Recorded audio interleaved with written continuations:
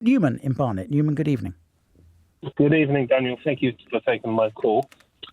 I would like your opinion on this. I will currently work as a prison officer in a London prison. I've done the job for 4 years. 4 years ago, I applied for the position of Special Constable with the Metropolitan Police. I've done the fitness test. I had the interview, passed everything.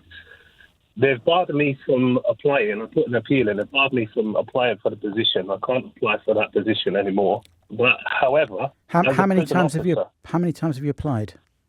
Special Constable? Yeah. One time. Okay, what reason have they given you? What reason have they given? They've not given me a reason. They've not given me a reason. I've contacted my local MP to find out if he can do anything.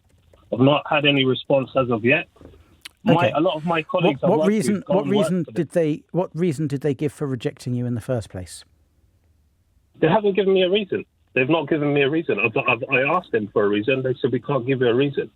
So I don't know what to do now, because a lot of my colleagues are leaving the prison service to go and work for the Metropolitan Police or other police forces. This is a voluntary position anyway. It's not a paid position. Okay. Do you have written permission from your prison governor to apply? I told them, yeah. Listen to the question carefully. I'm asking it for a reason. Do you have written permission from your prison governor to apply for a job as a special constable?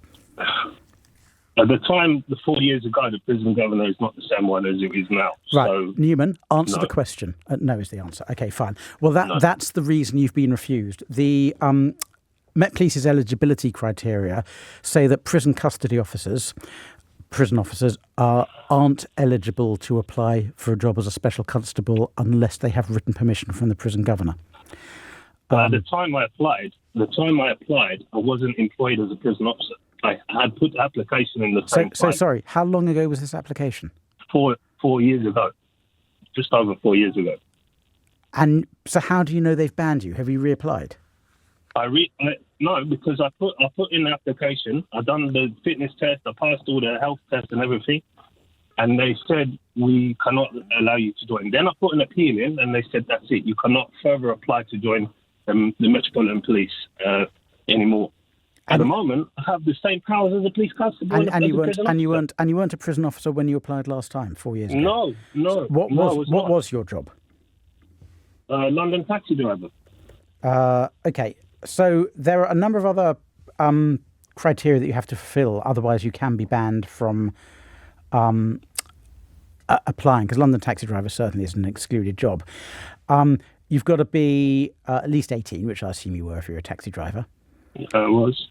You've got to have no criminal convictions or cautions.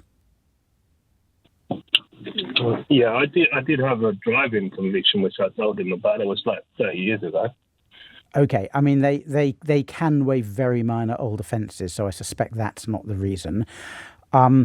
Anything that suggests that you have a financial issue, like unpaid debts or outstanding county court judgments, will ban you. Nothing at all. Any past or present membership in certain political organisations, like the BNP, Combat 18? Not at all. Not at all. Had you lived in the UK for 3 years before applying? Yes. Well, in that case, I don't know why they've refused you. I would put in a subject access request under the Data Protection Act to see if you can get any more information that way. But what I would do, frankly, Newman, is just apply again and see what reasons they give for refusing you next time round. Do you think it's worth to pursue the question with my local MP to see if he can do something as well? It can't hurt. I mean, how much do you want to be a special constable? Aren't you really... Well, I just thought it would be good for me. I know London. It took me 4 years to learn London. I'm very capable of doing a job as a prison officer. I thought a lot of my colleagues have joined the police. I thought, let me try. I mean, it sounds to me like you tick all the boxes. The problem is, Newman, I can't really tell you what you can do if I don't know the reason for them refusing you. And you don't know the reason for them refusing you, so you can't tell me. So all I can suggest is you put in a subject access request, try and find out the reason, or apply again, and then put in another subject access request to see what they've said about you and what their decision-making process is. And we can go from there. Call me back when you've got that information. But without that, it's difficult for me to help, Newman. I've had a really interesting WhatsApp message from John, who is a retired prison governor. in connection with the call we had a moment ago from Newman in Barnet. Do you remember Newman? What was a taxi driver at the time. He applied to be a special constable, but then became a prison officer.